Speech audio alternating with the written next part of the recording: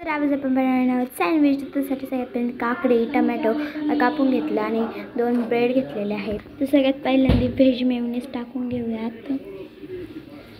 त्यानंतर pizza sauce टाकूयात. त्यानंतर tomato ketchup टाकूयात. त्यानंतर याला अशा प्रकारे मिक्स करून घेतलं. त्याच्यावर अशा काकड्या टोमॅटो वगैरे टाकले आणि तुम्ही शेजवान चटणी टाकू शकता. त्यानंतर सगळे टोमॅटो काकड्या ठेवले आहेत.